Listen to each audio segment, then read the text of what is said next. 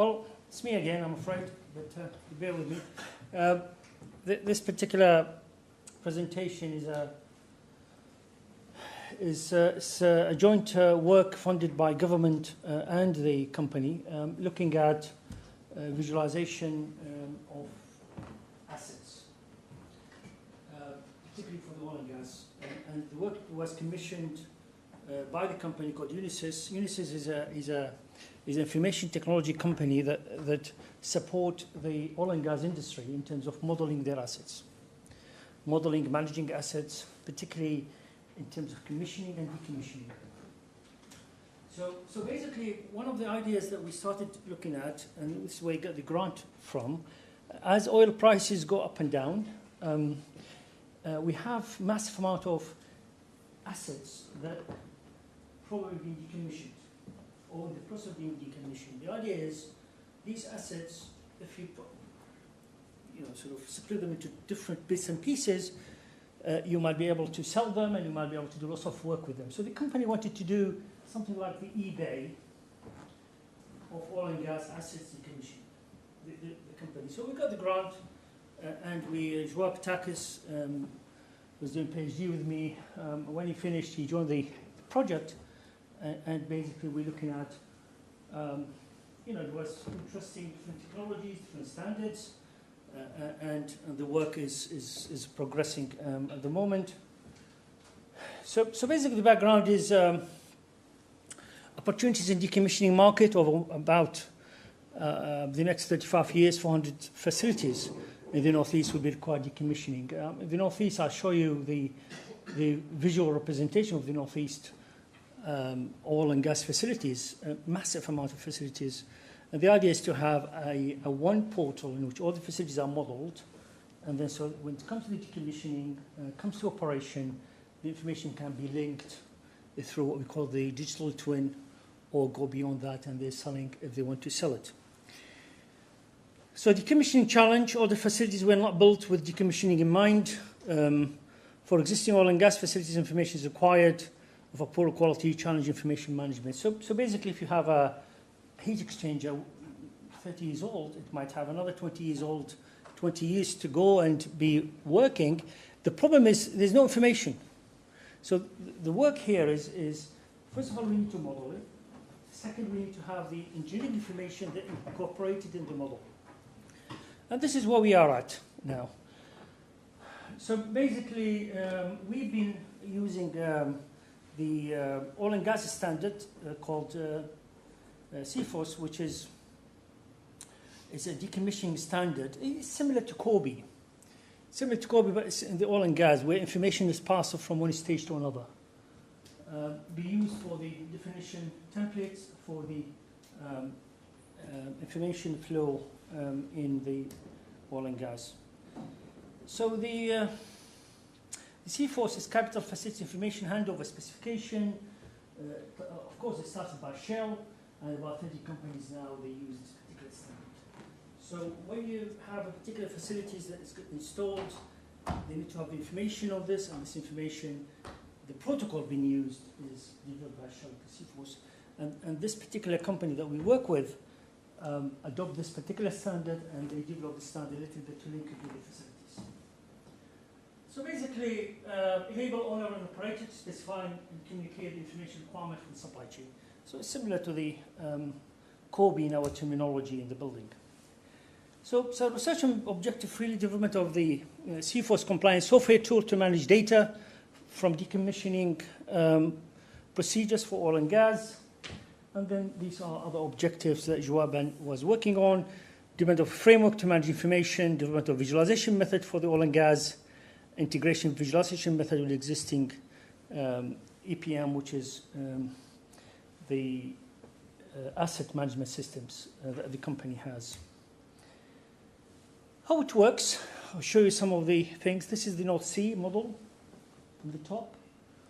On the left-hand side is some of the images that we captured on one of the platforms.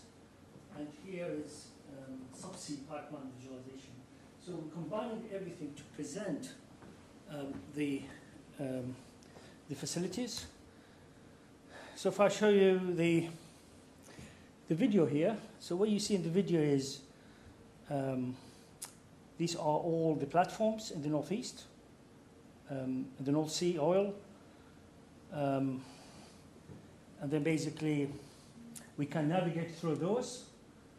And then that sits on GIS. It will bring all the information in this way. So that's the first step in terms of modeling all the platform of the North Sea. So that's at the moment we're in the process of trying to sell this particular system in terms of getting the information, model the information, and these, as you can see, the images, and then you can split into different pieces of the information.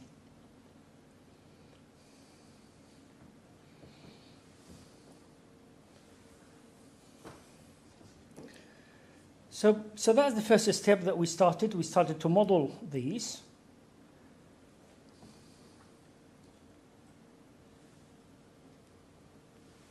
So then we started looking, obviously, as you can see here, some of the, as some of colleagues and students shown during the 2 days, we're using different technology in terms of cloud points of the facilities, geolocated point cloud models. We're using some sort of a walkthrough cameras as well that we go through the system. And we combine all of that together in some sort of database. So we have the UVA server, you have the point cloud, and we have 3D GIS. By the way, the 3D GIS is really some of the innovations that we've done. We use a free software available, and we started to build around it the information. You can see here the point cloud model optimization, because it's all web, so we have to optimize some of these mesh. So we've been taking lots of photos, we've taken some sort of ground sampling, the distances. There was a couple of presentations in the session before this were quite interesting about how you combine different technologies and different way of capturing data. So we use some of these. Point cloud model was obtained using the Pix4D mapper, and then we have point cloud model optimized using CloudMap sub-sampling tool. So these are some of the methods we've been using. So basically the walkthroughs that we developed for the oil and gas, not just walkthroughs, subseas as well, is that we have the photograph 3D walkthroughs and tagging, and then we have the Matterport walkthroughs and tagging, and then we've integrated this in one database. Have you heard about the Matterport technology? Matterport is like it's like having a total station. It will keep taking photographs on different locations, and then it will stitch all these photographs together to provide you with a walkthrough. It's about, we bought it about £4,000, the whole system. The issue that we have in this particular project is all the walkthroughs that are generated from Matterport will be the property of Matterport. That's the problem. So it's all in the server of the Matterport company. I think it's an American company. So that's one of the issues we have. But without the Matterport, it started to take hundreds and hundreds of hours to stitch images together using traditional software, etc. But this is where we started to talk to Matterport to see how we can get the data analyzed. So let's get you a video here. Case use 360 photograph-based walkthroughs. So as you can see, this is the North Sea. Then we have, this is an image of the facilities over there, just an image camera. We did walkthroughs. So what this walkthroughs does, first of all for maintenance, secondly for decommissioning. So if I put this in the market, and let's say I have a heat exchanger, or I wanted to sell this particular part here, I'll be able to provide more information, and we'll be able to put it in the market in terms of bidding, similar to the eBay. So as you can see here, it's a combination of different technologies working there. The issue with some of the Matterport as well is not a closed place, so there's lots of lights coming from different places. So it is some challenges that we have to overtake.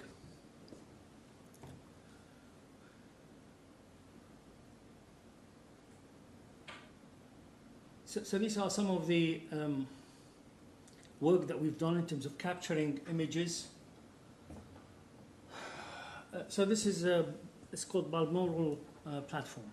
This is on its way to be decommissioned, and it's worth millions of pounds. So the idea is, as oil prices fluctuates and go down, so the idea is whether that can be split into parts and sell it into different agents. This is one of the heat exchangers.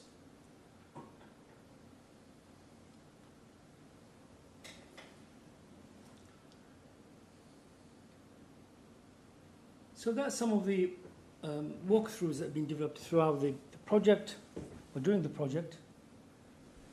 And then it will show you the subsea, the different pipes and wires that goes into the subsea, but for the time being it's sort of all above sea.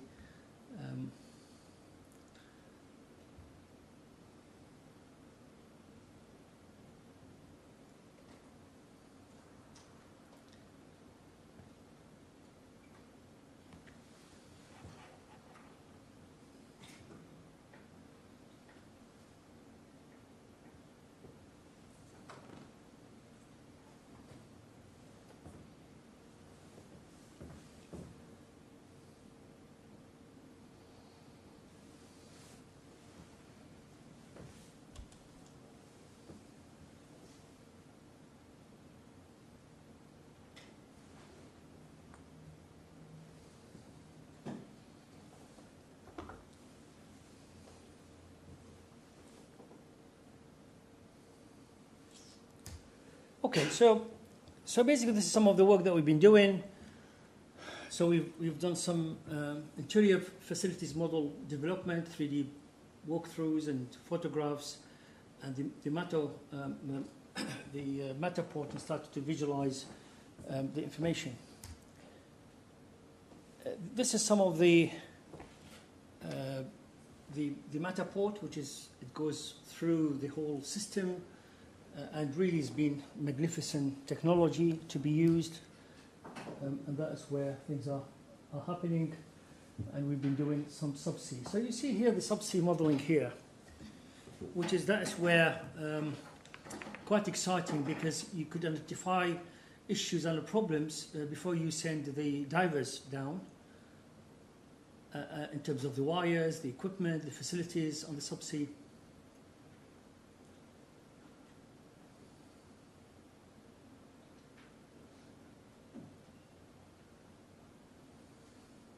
So the whole platform is currently owned, obviously, by the company, by Unisys, and trying to sell this as a service to companies who they wanted to model the facilities.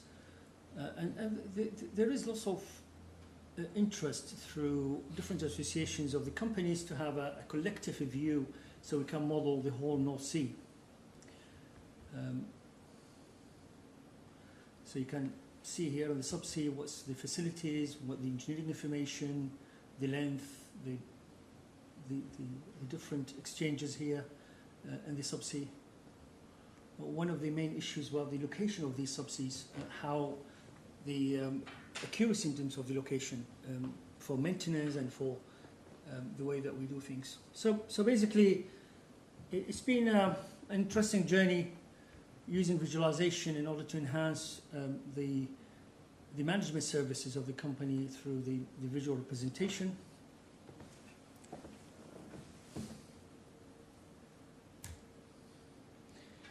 So the discussion and the conclusion, just to go through some of those. So basically we use GIS to model the facilities. This is the the framework that we used was just some framework used for the integration of various resources.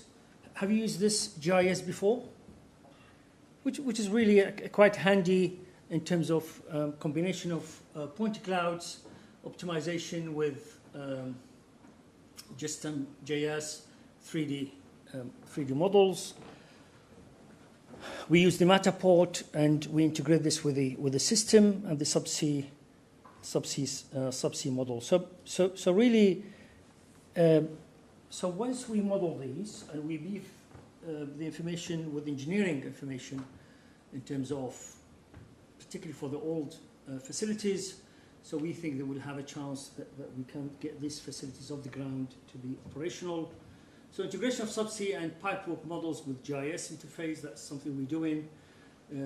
COS, the CFOS compliance through the development of importer and exporter of the facilities.